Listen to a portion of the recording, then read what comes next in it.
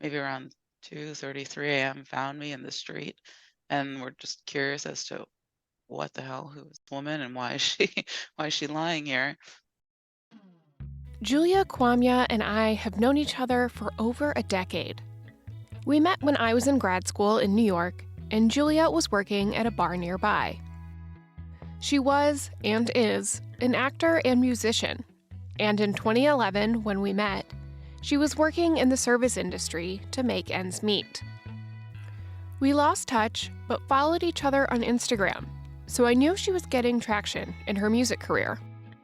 In 2017, I'd gone on an international tour with this band called the Radio Department, Swedish band. But that tour was the greatest experience of my life. And so imagine coming back from the greatest experience of your life and going back to working in a restaurant. Like, if I had a chip on my shoulder before about going to college and studying economics, I had an even bigger one because I was able to do what I actually want to do with my life. And so I knew I was just like in a very like dark place, and I started to make moves, and and I think I just started applying for like whatever sort of jobs, like having not worked in any sort of office setting since I graduated university. It was harder for me to kind of find my entry point, and I got hired at this advertising agency called Giant Spoon to be their office manager, support the EA. I also had another offer to, I think, support some fashion person, and they're going to pay me like way more money than like Giant Spoon was offering, but Giant Spoon had health insurance, So Julia took the job with a lower paycheck and health insurance. She was in a routine with steady income and had no reason to believe Saturday, January 12th, 2019, would be any different than any other Saturday. It was just another like weekend. Like I had planned to have brunch with my friend Marina, who I hadn't seen in 1,000 years, and then after that I had my French class, which was in Queens, and received a text from a friend that they were having their going away party, and I completely forgot about it, to be honest. I just completely forgot. I decided to go to the party, and I ended up seeing a bunch of old friends that I hadn't seen in a while, and it was like lovely and joyous and like a good night, I decided that I didn't want to take the train home. I'm going to take a cab, living the Lux life at a new advertising job, which wasn't Lux, but I felt like it. The party was in the meatpacking district of New York City, and Julia was going to her apartment in Clinton Hill, Brooklyn, a trip that would cost around $40, depending on traffic. It was around 12:30 or 1 a.m. when they got to Julia's apartment. I'm about to pay, and I'm attempting to swipe my card, and he's like, no, I want cash. I'm like, well, I don't have cash. I have a card. And so I swipe my card, and it declines. And that trepidation of when your card's declining, you're like, what the hell? Like, I have money, or I thought I did. And so I check my little Chase app, and I'm like, okay, well, yeah, I just got paid, so I do have money. And I swipe again, still declines. Swipe a different card, that declines too. And at this point, I'm trying to like show him and prove to him that like, hey, look at the little thing. I'm not trying to Yep. scam you out of a cab right here. Yep. I'm trying to pay you. It's just not letting me. Yeah, like we can go to the bank, we can do whatever, I can pull it out for you. As Julia was swiping through her cards, the cab door was open. And even though Julia was very willing to go get cash out from an ATM to pay for the ride, the driver made a different decision. And, at that moment, I guess it was advantageous for him to go 0 to 100 with the sliding door of the cab open. And I fell out. This is Live to Tell, the podcast where I talk to some of the bravest people who have been through the most horrifying things and lived to tell the tale. I'm Caitlin Van Mall. The sudden increase in speed threw Julia from the cab. She doesn't remember anything, but has seen video from a security camera on the street. What was it like seeing that for the first time? Awful. Awful. Just the speed of it all, the quickness of it all, the sort of agony of anything like that happening to anybody, like the trepidation, like maybe I didn't even have time to feel any fear because it literally was so quick. The fall knocked her unconscious, and the cab driver sped away. Julia was left lying there in the street, knocked out. I am imagining that I was there for like maybe an hour or two, because I think someone was driving home from somewhere in the neighborhood, and maybe around 2:30, 3 a.m. found me in the street, and were just curious as to what the hell, who's this woman and why is she lying here, and thankfully called the cops, who came and took me to New York Presbyterian. Julia was in a coma for 7 days. Do you remember feeling your body when you were in the coma at all? Well, that is a great question. No, I remember feeling just very warm because, like I said, I felt like I was in a very comfortable bed, a very comfortable sleep, a very comfortable repose, I suppose. I mean, thank God for drugs, but I had no real idea of what was going on, except for subconsciously, I think, because there's an element where I just kept thinking I was watching like a TV show, like the best TV show ever, but the main character just kept dying, and in this show, it was just like so annoying that she was doing this. So then for whatever reason, I decided to jump into the television set and save her, and over and over and over again, I would do this until, at some point she was like, you need to stop and go live your own life. And again, I'm watching the show, I see her do the same mistakes, so I jump in the show again, but instead she pushes me off a cliff. And, in my visual, I sort of have it, it's like I'm somehow out of the ocean, but I have all this, it's the ocean, so there's probably plastic and all this stuff that's just on me, and I bring myself to shore. This, to me, feels like my experience of, this coma. I don't think every day I was like, oh, wow, let's make it, I don't think every day I was like, oh, I've got to pull myself out of this. And I think I needed to subconsciously save myself and really push myself off the ledge to just come out of this thing. What is your first recollection after waking up? Well, I do remember the first thought I had to myself was like, God, I have to finish my record, because I was in the process of doing that. That's all I cared about. But waking up was also extremely disorienting. Waking up and not knowing where I was, right? I mean, and all these wires and things strapped to me. I think at the time I woke up, I was in an MRI machine. So I'm looking at this vehicle around me and just so I tried to escape, because naturally, that's just my fight or flight or both, all of it. Yeah, in terms of realizing what was really going down, I was able to see things. So I could see I was in this ICU. I could see people around me crying. I could see doctors sort of freaking out when anything would beep. And I could just see the chaos, and I could see myself being in the middle of it. No one's trying to sort of ruffle any feathers while you're in that state either. So I don't think anyone was obviously oh, hey, Julia, you know what happened to you? So it wasn't hard for Julia to figure out her most intense injury. I knew my right foot was essentially severed. That's just, it is what it is. And I know that was their main concern. The hospital's main concern was getting the right plastic surgeon to really come in and do aggressive work to connect the nerves that were severed down there and get things back to basics. And I know I did not feel this because they hooked it up with a ton of fentanyl. And if I had felt this, I don't know that I would mentally be okay. But they obviously couldn't keep her on fentanyl forever. What I did start to feel was, when they take you off fentanyl and they downgrade you to morphine and you're like, oh, this is not as good.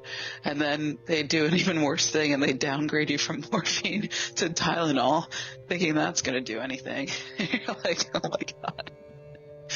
Oh my God, kill me. Like, what is this, And so you do start to feel things and you start to realize that your body is slightly atrophying because you're just lying in a bed.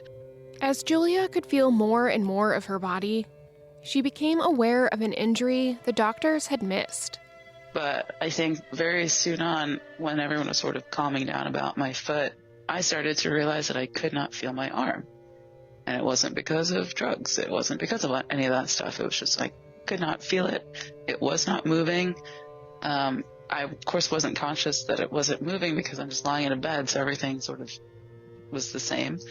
But I kept telling people, I'm like, hey, this shouldn't be, why is my arm not moving? And no one had an answer. They all thought it was just going to come back, or there was no real deep sea dive into it. And I just kept persisting and saying like, listen, my arm's not moving. Like, how do we fix this? What needs to happen? Julia had to keep advocating for herself, even with the weight of healing already on her.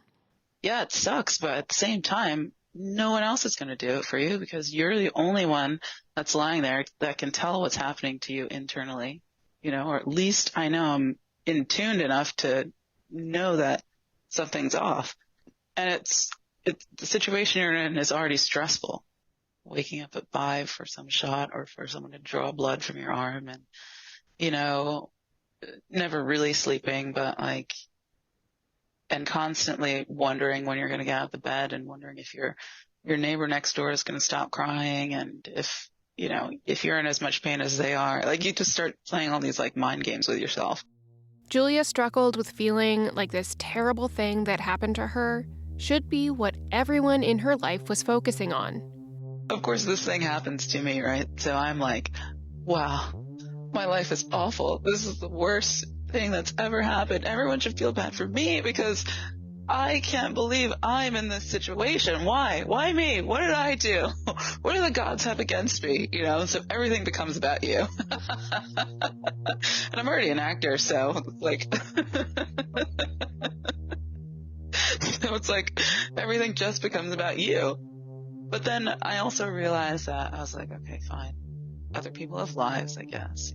You forget that you're part of their world, that you're not their entire world. And you can't help but feeling that you should be everyone's world because I'm here lying in a bed by myself. Why? And I think like in some ways, because of, you need to have that kind of focus and narcissism on yourself if you're going to heal. But at the same time, like I did lose friends as a result of that because, it wasn't like they could call me and be like, hey, what's up? What's going on? Oh yeah, still lying here. The sky's gray. I don't know what it feels like outside. Julia had to go through intense physical therapy for her foot and continued to try to get someone to take her arm injury seriously. It was really, really, really aggravating. Maybe I'm naive. I've never really been in a hospital for anything serious. So I just assume like, well, you tell them something's wrong, they're going to fix it, right? Not all this like third degree questioning of like, what's really wrong? Like everyone's asking you like, well, are you sure you're this or you're that? It could be this. And I know the man who worked on my foot, the plastic surgeon, Dr. Finney George, I love him. He's focused on my foot as he should be. Like was his main thing. And I needed everyone else to kind of get themselves together to start to deduce what was going on with my arm. And then eventually it moved me to a nursing home. So imagine 33, a nursing home, like my life was made. As aggravating as she found the constant poking and prodding and waking up at the hospital, the nursing home was worse. I would just get so angry in the nursing home when some of the nurses were flippant about what time they were going to bring people their medications. And so if you're in a hospital, you're used to it being like regimented on the clock, 5 a.m. And those nurses, I mean, everyone works their ass off if they're doing this kind of stuff, this kind of work. But nursing homes, a little less so. And I get it, people have lives and things like that. But when you're lying in a bed, waiting to not feel the agony of your nerves like burning because it's raining outside. Like literally rain would cause us all to like writhe in pain. I wasn't willing to sit there and say nothing about it. I was like, you guys need to get on this. How did you deal with the anger? What did you do with that? Still dealing with it. Also, I think at that period of time, I was like internalizing it for myself. For other people, I was like able to be like, rawr, you know? And when doctors would listen to me, I'd also roar. But like the actual like rage that I was constantly feeling at this entire situation, I think that was actually what was killing me, if I'm being honest with you. Like I'd survived something to only sort of internally kill myself because I was in denial. I was in a lot of denial. I was in a lot of pain. I was at that point blaming myself too. And I know my mind at that point was just telling me like, this is awful. Why did you survive this? Like, what is going on? You're never going to heal. Your arm's never going to move. You're never going to walk. Like all this stuff. I was believing it because I was saying it. So I didn't want to do anything. I didn't want to do my occupational therapy because it hurt. I didn't want to use a walker. I didn't want to use a wheelchair because why should I even bother? You know? Julia needed something, anything, to help with the despair that her life had totally been derailed. I think it was when my friend Marcia came to the nursing home and she saw that I was in my like dark Scorpio mental state, and she was like, all right, you need to watch this documentary called Healing. And I think that's probably what flipped the switch for me, this documentary, because not only are you listening to people who have gone through something, but it's not the same something. Like it's like whether they had cancer, whether they had car accident, but the woman who's sort of leading the documentary is speaking to different people and how one approaches healing and what you have to do as the person dealing with the injuries and all this other stuff. Like it is mental. And I knew that I needed to change my focus and my mentality about whether I was going to heal or not, because that was going to be the difference. As she was shifting her mindset from feeling completely defeated to being determined to heal, Julia also finally encountered doctors that had answers about her arm. And I'm doing occupational therapy with them, but these two doctors were just so like, they'd seen everything. You know, they deal with old people dealing with nerve damage all the time. And so they were the ones that first put me onto the idea of like, you might have a brachial plexus injury. Julia finally had an answer.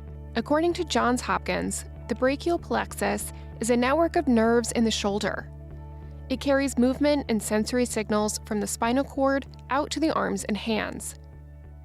Julia's injury disrupted these signals, so she lost the use of her arm. And I had avulsed two spinal cords, like C6 and C7, I believe. And so those two in particular meant that my arm was just shot, you know, like it wasn't connected to anything. When they told you, we think it's this thing, were you like, how did no one see this before? Yeah, I mean, I was pissed.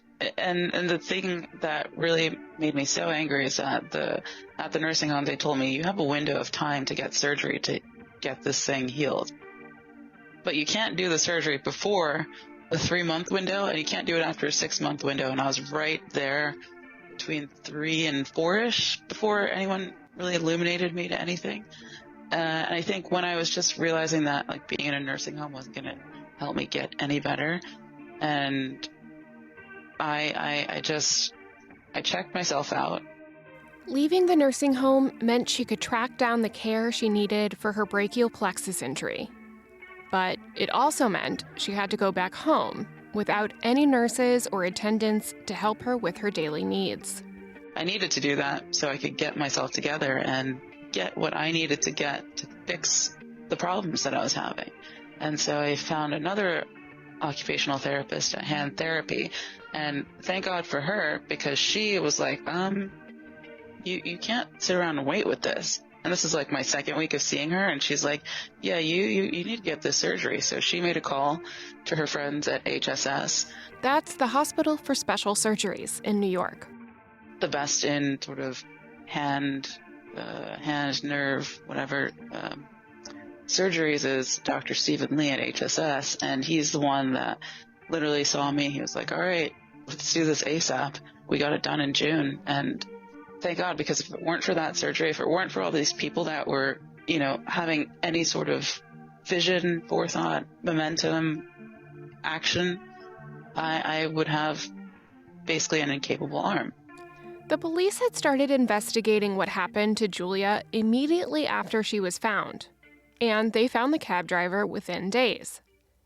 But with Julia in a coma, they weren't able to interview her, and that interview was key to actually arresting him. I am a little conflicted with this one, because on one level, that call that my neighbor made to the cops is what saved my life.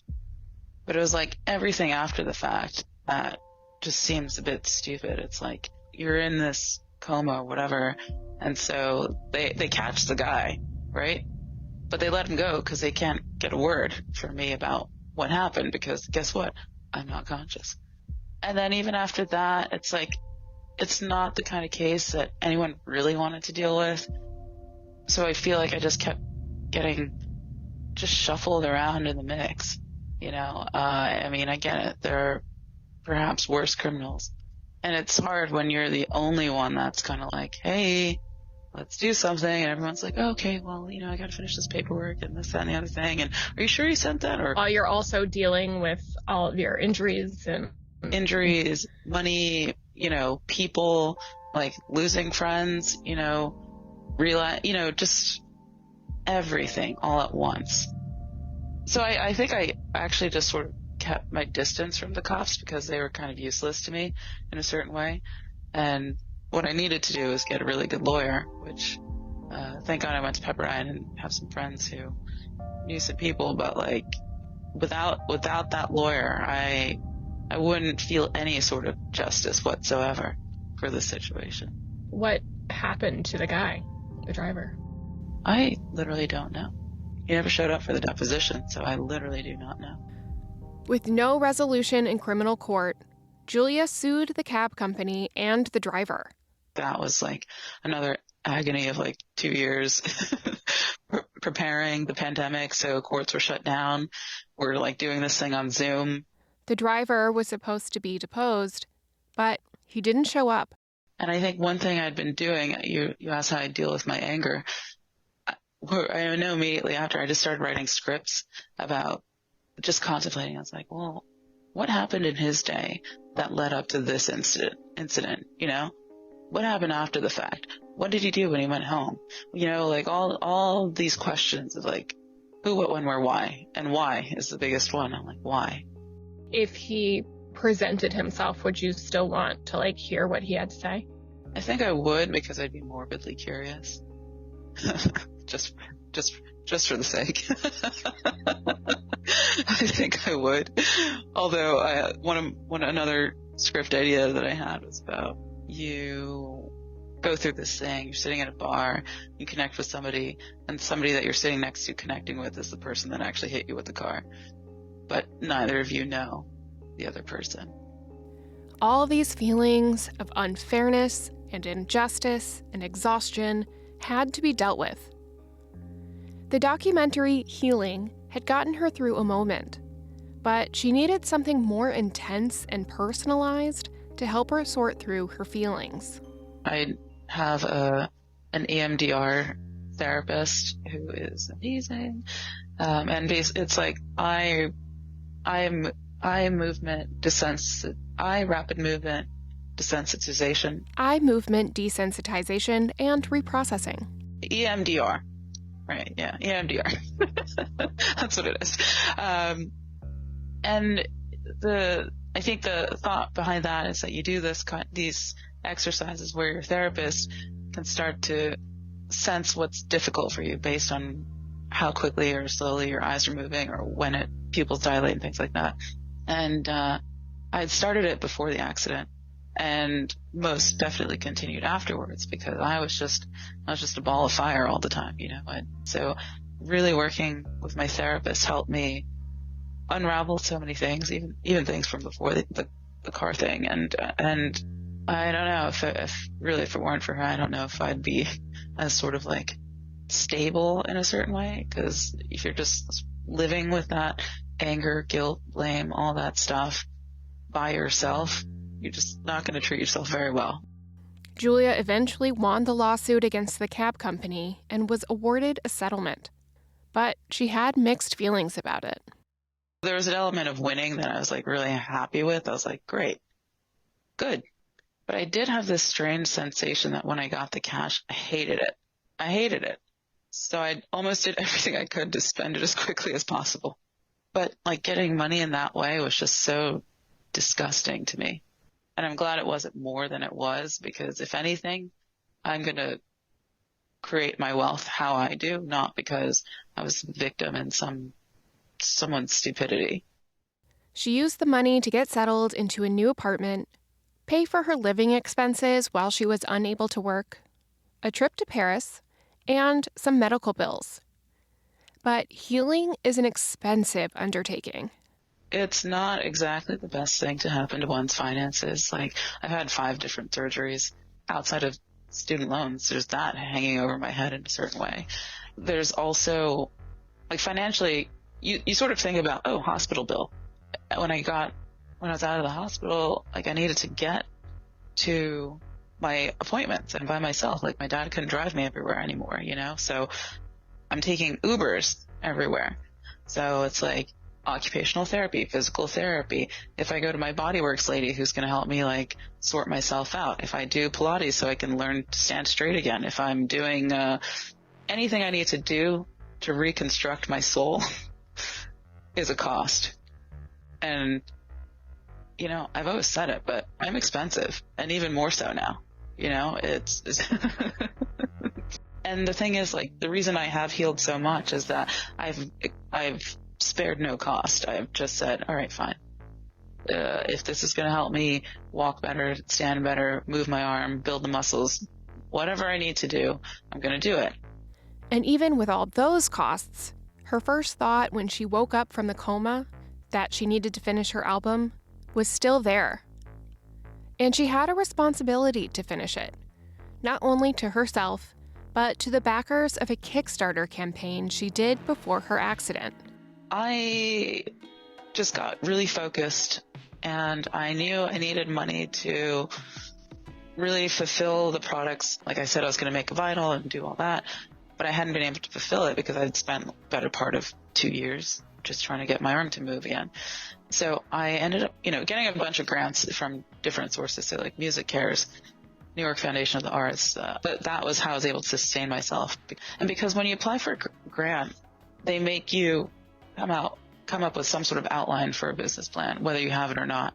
And I was able to see, like, okay, this is what I need to actually produce the record. This is what I actually need to,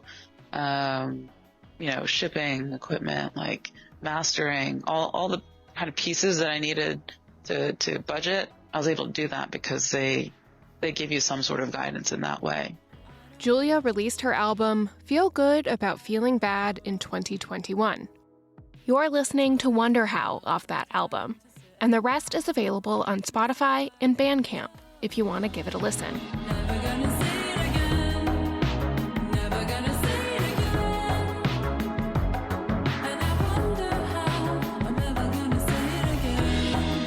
With that dream fulfilled, she started looking for more steady work, which meant steady income. She was offered a temp position as a receptionist at a finance company. As an actor and musician, a job as a receptionist wasn't where she thought her life was going. but fine, because I had to remember my values.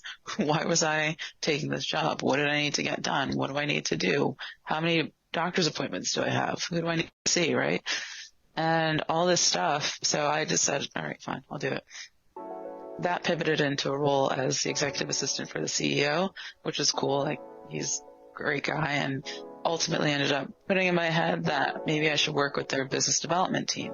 And that was a harder pill to swallow for me, because I'm still under the guise of like music and acting are going to be my saviors and take me out of this thing. But at the same time, I do need to take care of myself. I do still live in New York. I do still pay too much money for rent, and it is what it is.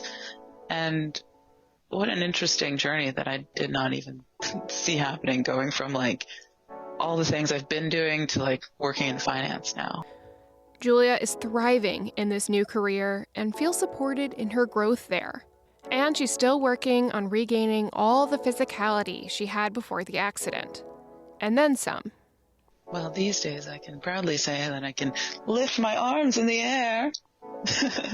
I'm still working on like elbow rotation, but that's also connected to somewhere in the shoulder, and that's just a strengthening thing. So once I start to build muscle, I didn't really have too much muscle to begin with, but I'm going to start building muscle so I can really, really get it back 100%. This year I got a bit more proactive and decided to take piano lessons at the top of the year, January, and learn a piece that I stopped playing when I was 12. And then I ended up doing my first recital at Steinway Hall, which was really fun. And of course, keeping with my love for insane challenges, I'm motivating myself to train for the New York Marathon, because I don't know if I can run yet. Like, I don't have that flex, but I want to see what is possible, what I can possibly do. Having been through something that totally derailed her life for so long, Julia knows how hard it is to keep going, but also knows how important it is. You have this resilience to continue to live, right? Like, I mean, that's even why I'm doing this podcast. Like, there's a part of me that really hates talking about this, but I also know that, you know, people have been inspired, you know, because I've shared it with them. And that's great. You know, it's great. It's fine. If it inspires you to get out of bed and do what you need to do, then do that. Because I definitely know, like, many days lay in my bed and I'm just like, this is the worst. You know, I definitely play that game. I think I was even doing it this morning, but you know, you can do that with yourself. But what if you just try to do something else? And it can be hard, but when you actually decide to take the first step, you don't know what's going to happen. You don't know what's possible, but if you don't take that step, you will never know. This is Live to Tell. I'm Caitlin Van Mall, and you can follow the show on Instagram at Live to Tell Podcast. If you enjoyed today's episode, please rate, review, and subscribe. It really helps the show. And check out Julia's album, Feel Good About Feeling Bad, on Spotify and Bandcamp. She also just released her new single, Say Yes, on January 30th. Go check it out.